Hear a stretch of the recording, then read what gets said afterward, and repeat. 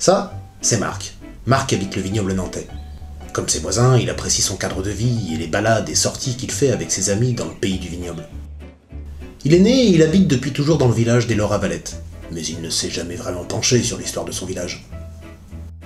Or, il y a quelques mois, Marion, chercheuse pour le pays d'art et d'histoire du vignoble nantais, s'est arrêtée dans son village. Elle s'est présentée à lui pour poser quelques questions sur les communs de son village.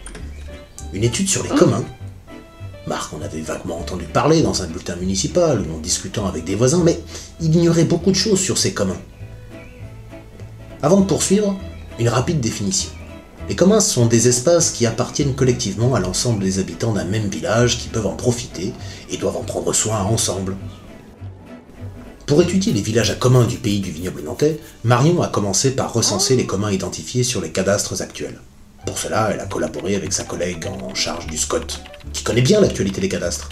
Marion a ainsi pu recenser 596 communs répartis sur 288 villages. Mais comme Marion cherche à comprendre le phénomène de création historique de ces villages à communs, elle est donc également allée aux archives départementales de Loire-Atlantique. Là, elle a cherché dans le cadastre napoléonien les communs de villages sur les 30 communes de son périmètre d'étude. Le cadastre napoléonien, c'est un plan du territoire sur lequel toutes les parcelles sont numérotées. Ce plan est accompagné d'un document qui indique les natures de bâtiments, leurs propriétaires, leur surface et leur imposition. Ils ont été élaborés pour chaque commune sous Napoléon au début du 19e siècle, il y a environ 200 ans. Des villages à communs, elle en a ainsi trouvé plus de 1000. Pour comprendre l'organisation sociale et voir s'il y a des points communs entre ces villages, Marion est allée voir ces 1000 villages.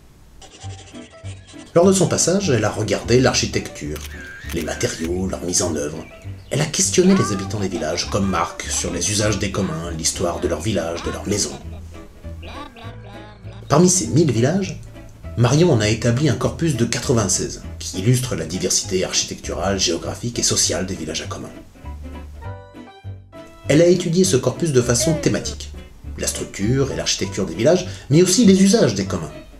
Elle a ainsi pu identifier les architectures et les organisations villageoises typiques.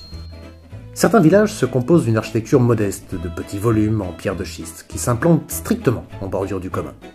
Mais la plupart du temps, les villages à l'architecture similaire, modeste et de petits volumes, se composent de petits édifices qui s'implantent en bordure et en îlots sur les espaces communs. Marion a aussi pu identifier des formes de villages qui naissent à partir de manoirs ou de métairies. C'est ainsi le cas par exemple à la Ménardière, au Loroux-Bottereau.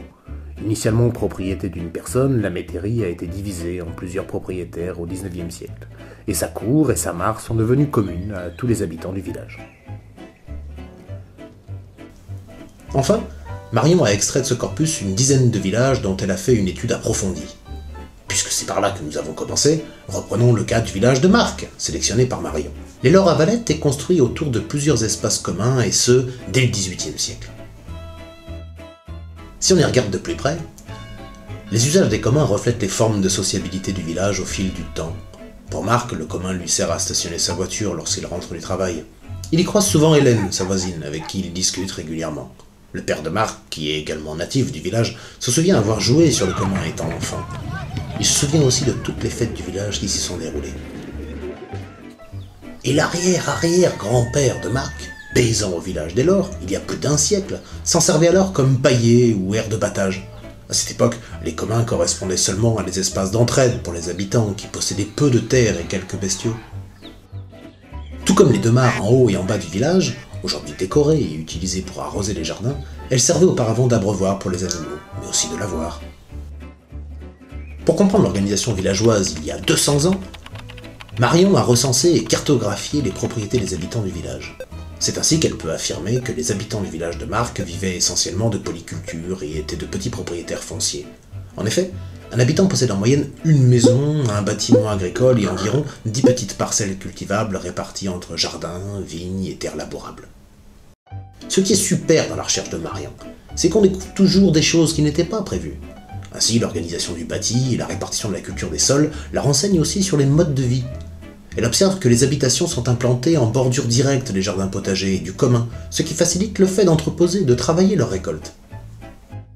Marion a ainsi pu identifier des bâtiments qui sont recensés sur le cadastre et n'ont toujours pas été démolis. Ces bâtiments, elle a pu en voir un peu partout sur les villages à communs du pays. Des maisons de volume modeste, de forme oblongue et d'un seul niveau. Ces maisons sont couvertes d'une toiture à 2 pans, un tuile canal. Elles sont construites en moellon de schiste, et leur décor en façade est simple. Les fenêtres et les portes sont couvertes d'un linteau de bois ou de dalles de schiste. Bref, vous l'avez compris, en croisant plusieurs données, fiscales, géographiques, historiques et architecturales, on apprend donc énormément de choses sur les villages à commun, et donc sur le pays. Alors si, comme Marc, vous souhaitez en savoir plus, Marion présentera les résultats de l'inventaire le 4 février à 20h30, à la salle des Garennes à Saint-Lumine-de-Clisson. Et elle proposera une visite guidée du village de la Bréjonnière située à la Boissière de Doré le 28 février à 10h30.